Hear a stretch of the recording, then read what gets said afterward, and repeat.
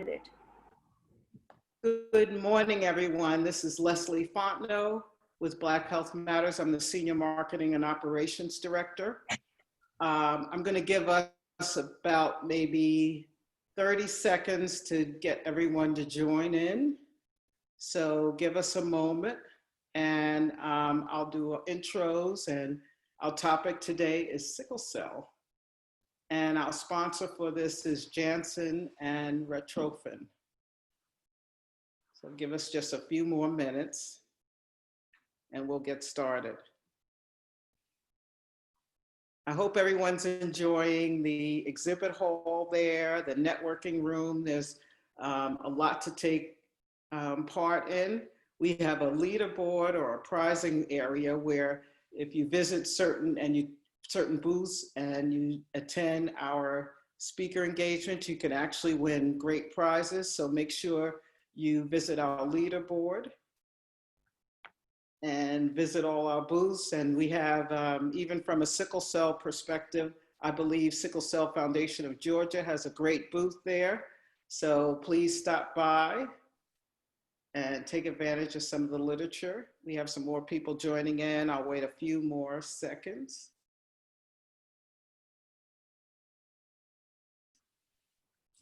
And then we'll get started.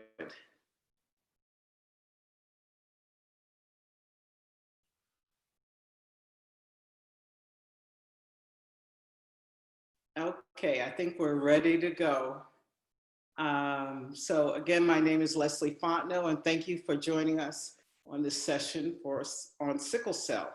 So I want to talk to you a little bit about sickle cell and also present our two presenters here, or introduce our two presenters here. According to the US Food and Drug Administration, sickle cell disease is the most common inherited blood disorder in the US. It primarily affects African Americans, 1 in 365, and Hispanic Americans, 1 in 16,300. It is a chronic condition that can cause severe pain, organ damage, or even stroke. Today for this session, we have two presenters. One, I'm trying to use my radio voice, is Kier Jr. Spates. And we also have Dr. Biree Andemariam. So let me first introduce Kier Jr. Spates. Kier Spates, also known as Junior on the Steve Harvey Morning Show, is a native of Houston, Texas, and is one of the funniest comics you will ever encounter. With 18 years of stand-up comedy experience and under the tutelage of some of the best comedians in the business, Kier has become a force to be reckoned with, and the best is yet to come. Kier's motivating factor to his work is simple. Laughter doeth the heart good like medicine. So we'll have Kier go on first, and then I'd like to tell you about Dr. Biree Andemariam. Dr. Biree Andemariam is a hematologist and founding director of the New England Sickle Cell Institute at the University of Connecticut Health Center. Dr. Andemariam's research focuses on developing new pathways of care that improve sickle cell disease care quality, as well as translational research on deciphering the interplay between red blood cell adhesion to the walls of the circulatory system and the development of pain. Dr. Andemariam will be explaining what that means. She holds an undergraduate degree in molecular biology from Princeton University and a medical degree from Tufts. Dr. Andemariam is also the Chief Medical Officer of the Sickle Cell Disease Association of America, Inc. I'd like you to give a warm welcome first to Kier Jr. Spates. I'm getting ready to call you a doctor. Radio doctor, right? Or comedian. And then we also will then hear from Dr. Andemariam. Thank you so much for joining, and please welcome Kier Spates. You know what, Les, you did great. Thank you so much. I don't want to take credit for the doctor part, but if you want to give it to me, I don't have it, but if you want to give it to me, I'll take it. But it is wonderful to be here this morning at this beautiful conference. I thought about this for days about what I would talk about concerning sickle cell, because it's always something that I have to constantly think about.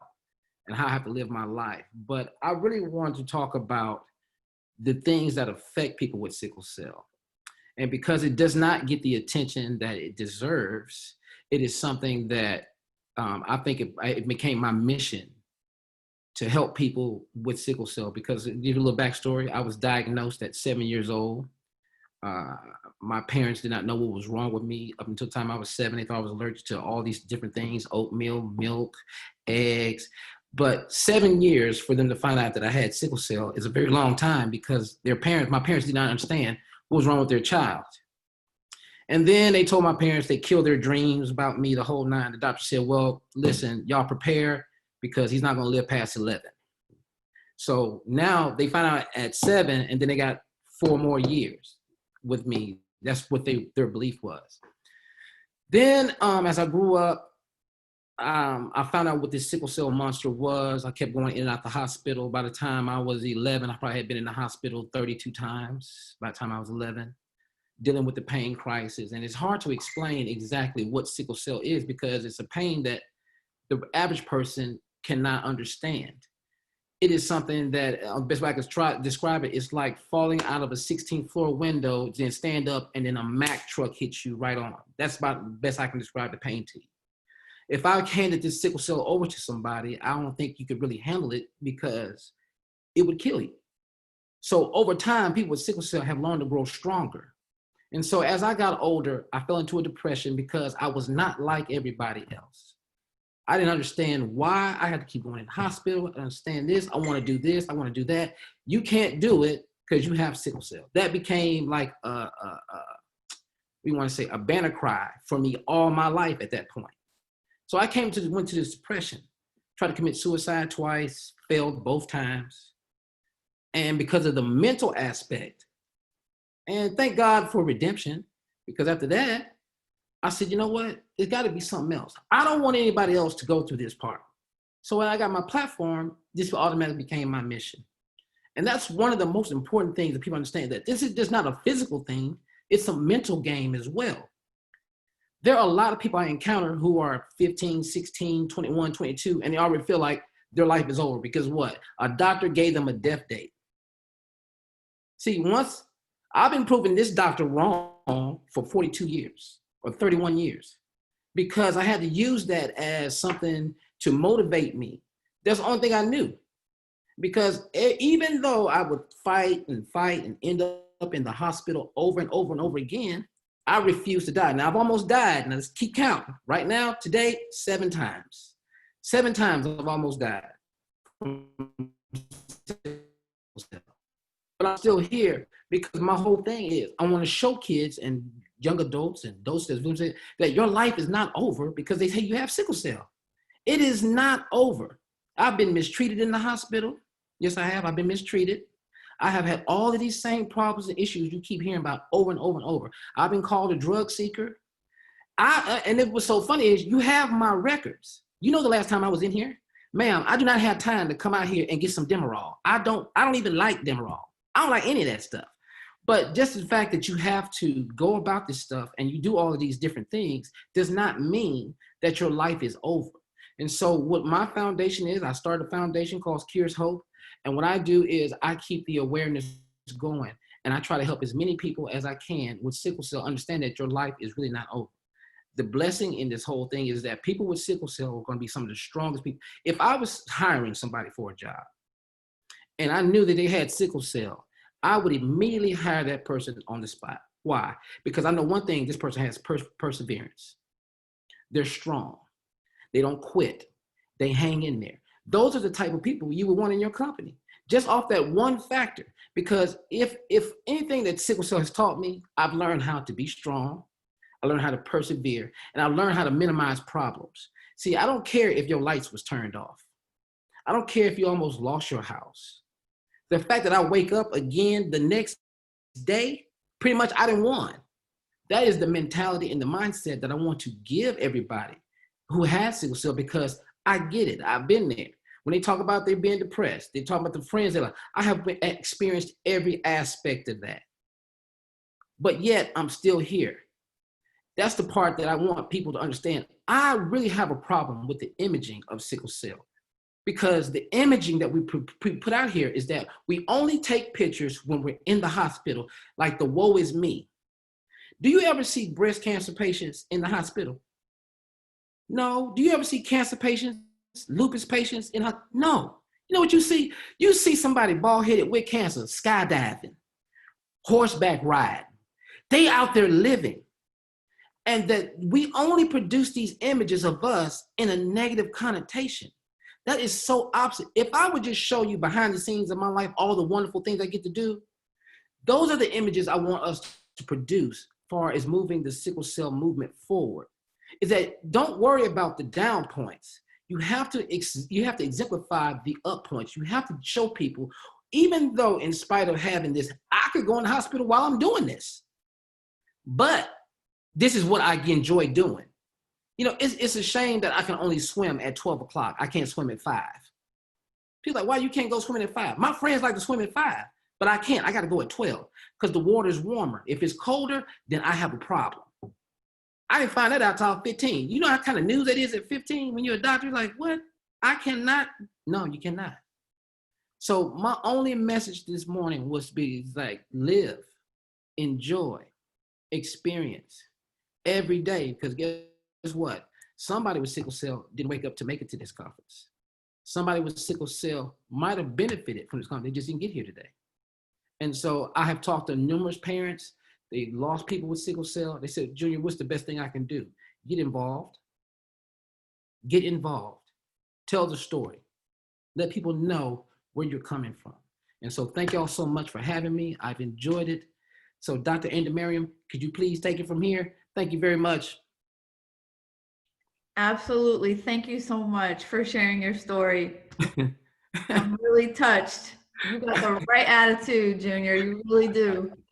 I know people probably have a lot of questions for you.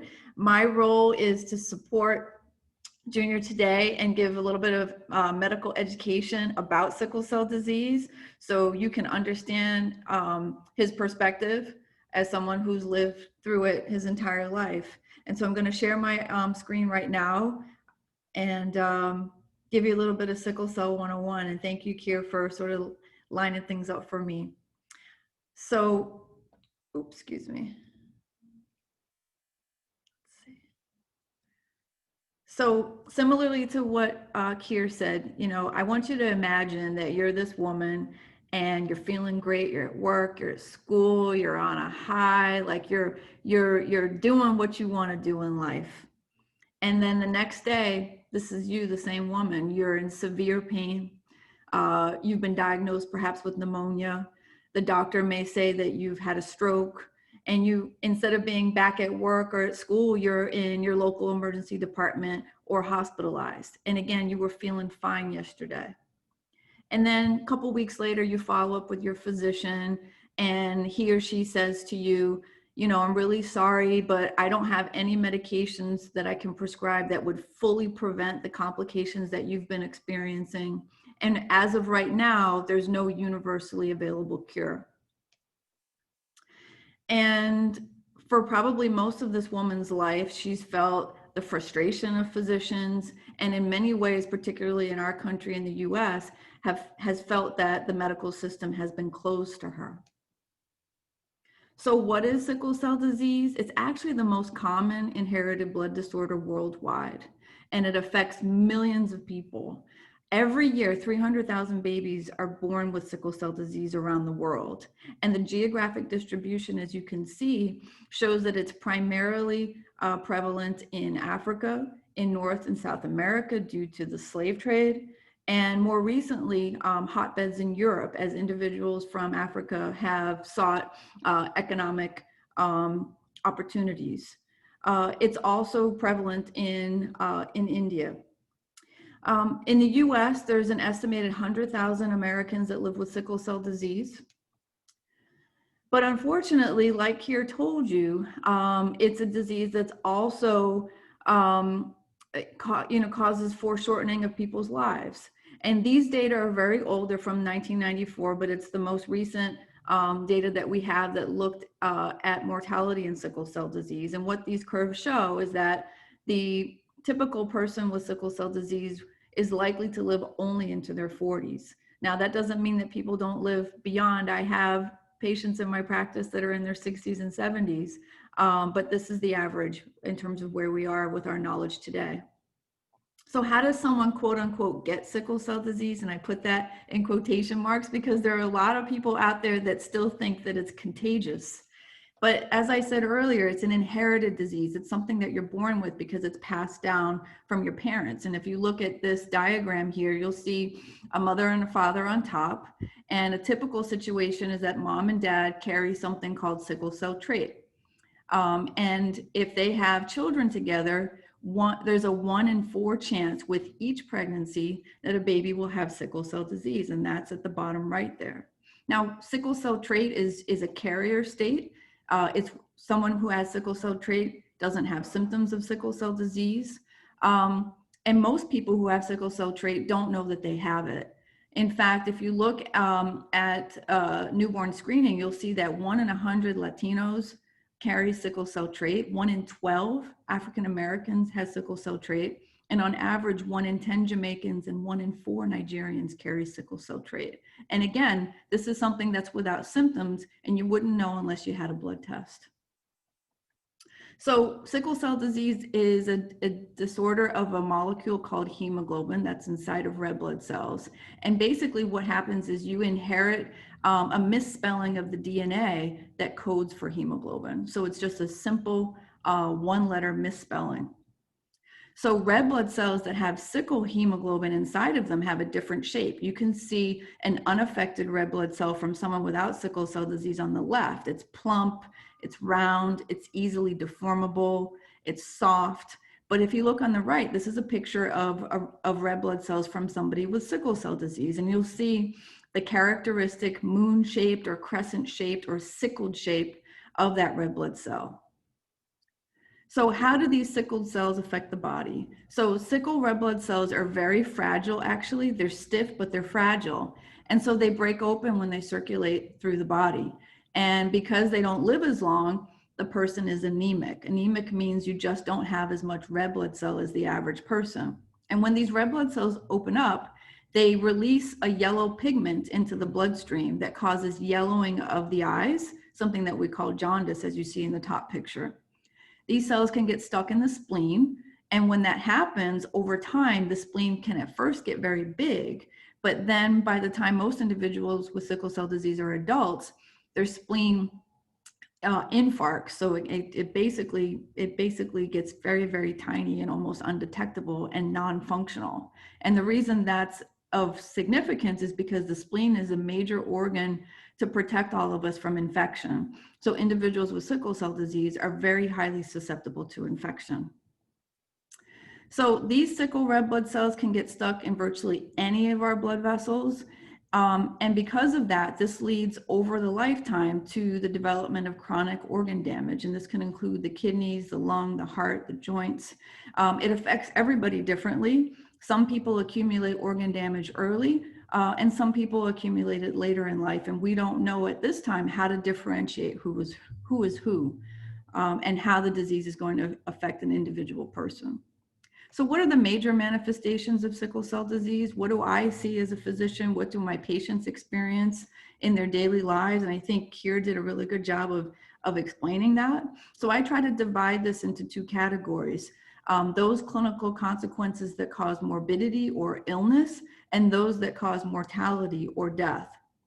And when you look at morbidity or illness, it's really about the blood vessels being blocked. And some of the major manifestations that you see from blood vessel blockage is pain, and we're going to get into that a little bit more, as well as stroke, particularly in children with sickle cell disease. And the most common causes of mortality or death are infection, as well as sudden death. So if you look here, I want to describe this. I'm trying to fix my screen a little bit. Excuse me. So this is an example of an artist's rendition of sickle cell pain on the right. So Hertz Nazaire is an adult who lives with sickle cell disease and is a famous artist. And he drew this picture that he calls 10 redefined after being thrown out of an emergency department in the middle of a cold winter because they didn't believe that he had the type of pain that he was actually describing. And so he went home and he painted this and he called it 10 Redefined.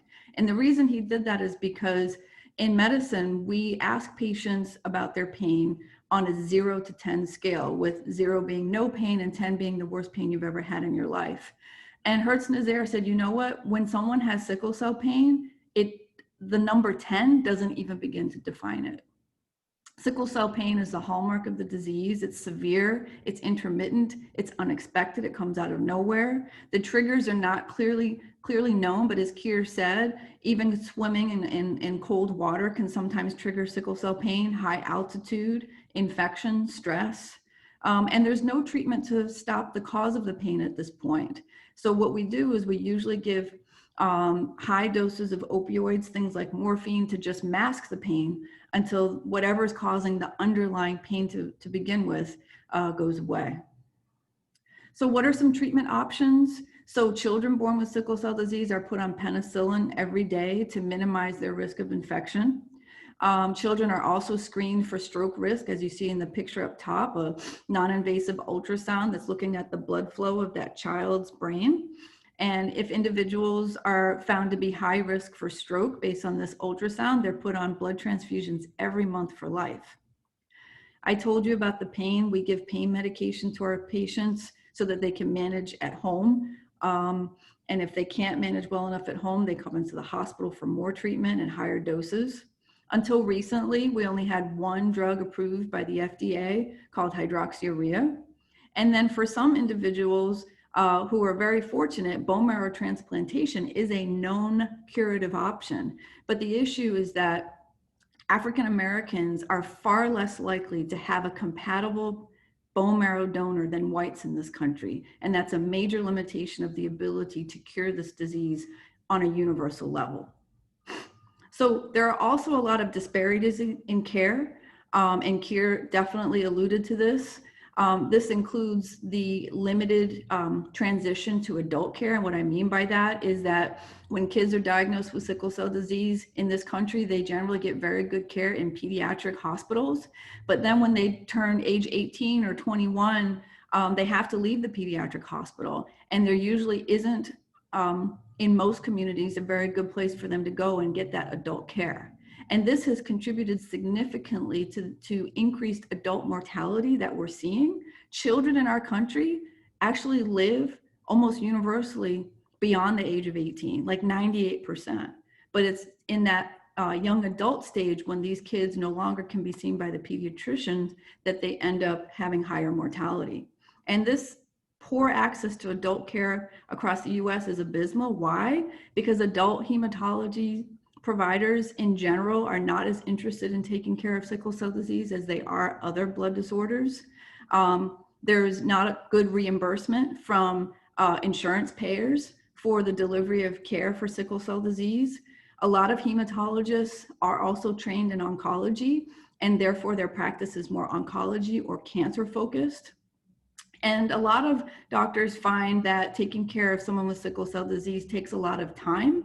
And even though generally doctors are compassionate, they're always pressed for time. And this is in the face of not having a lot of treatment options until recently. Doctors also don't generally, on average, like taking care of pain. And because we've been living in an opioid epidemic, the prescription of opioids has been far more restrictive. And unfortunately, individuals with sickle cell disease have unnecessarily been caught in the crossfire of the opioid epidemic, even though sickle cell patients have not contributed to the opioid epidemic in any way. And then there's the perception also that it's a pediatric only disease, and people don't realize that it isn't anymore. The majority of Americans living with sickle cell disease are actually adults. So what are the unmet needs? Well, we need better and more treatment options to prevent and manage complications. We need alternatives to transfusions for life to prevent stroke. And we need safer and more universally accessible curative bone marrow transplantation options or other curative options. We need to improve care delivery. It's abysmal and we can do better. And then we need enhanced sickle cell trait awareness. Again, most people who have sickle cell trait are not aware. and they don't know that they're at risk for having a child with sickle cell disease. And lastly, I do want to end with a lot of hope. We've had a lot of recent advances in the treatment of sickle cell disease and in research. We are really at a pivotal moment now. In the last few years, we have had several newly FDA-approved drugs for treating sickle cell disease, including in children and adults. And these are drugs that improve circulation so individuals don't have as many pain episodes, as well as drugs that improve the anemia. And so this is really exciting time. And on the bottom left there, you'll see in that diagram all of the new drugs that are being tested in clinical trials. The numbers are growing. There are several dozen in clinical trial investigation right now. So I really anticipate new medications will come on the market very, very soon as these trials are completed, and hopefully some of them find very favorable responses. And on the right, there's also other curative intent, meaning trying to get a cure for individuals with sickle cell. This includes trying to expand bone marrow transplant options for people who don't have a donor readily available, as well as gene therapy, which is really exciting, where you can get a new bone marrow, but it doesn't require a donor because your own cells are manipulated in a way that you no longer make the sickle hemoglobin in your red cells. So that's really exciting and investigational right now. And if you look at the US map, that's the number of clinical trials in each state for individuals with sickle cell disease. This map did not look like that a few years ago, but now there's really hope for everybody across the country to find a clinical trial to help them with their sickle cell disease. And if not them personally, then maybe somebody else coming down the line. So thank you very much. And we're both happy to take questions. Yes, and thank you so much, Dr. Andemariam, and thank you so much, Junior. This was such great information and sharing your story. And I want to let the audience know that you can actually come back in or invite others to view this session. The session will be up for 30 days on this platform, so feel free to do so. And also, if you have any questions, this is the Q&A portion of the session.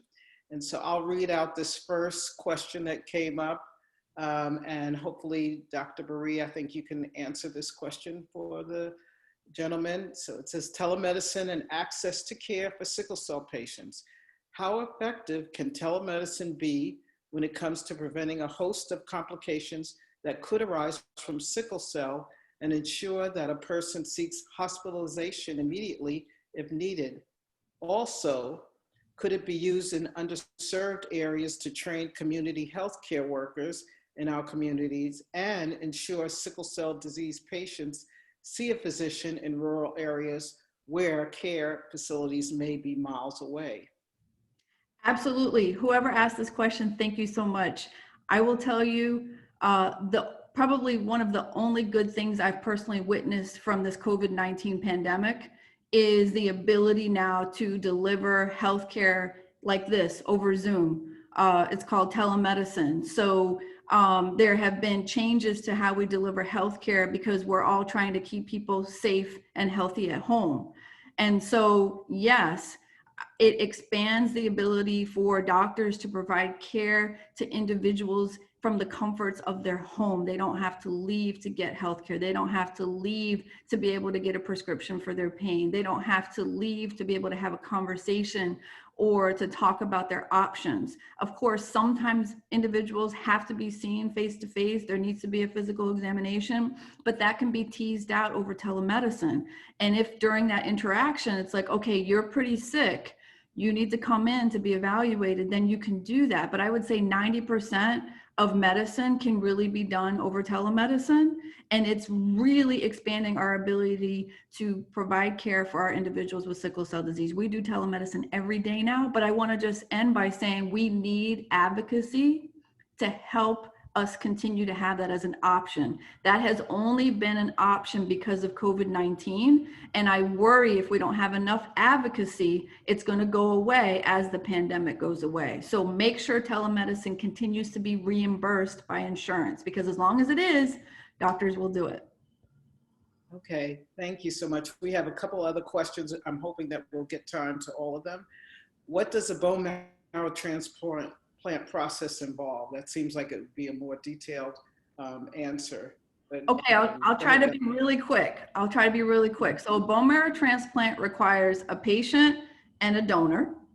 And so the patient has to undergo chemotherapy to wipe out their bone marrow completely, while the donor cells are infused into them through a vein. And then those new healthy cells from a donor who doesn't have sickle cell disease go into the person's bone marrow and make new healthy red blood cells.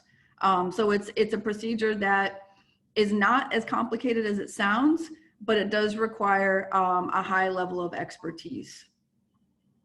Great. And then we have a question about, does COBRA pay for bone marrow transplant for patients who qualify? What about expensive treatments like hydroxyurea or oxbria?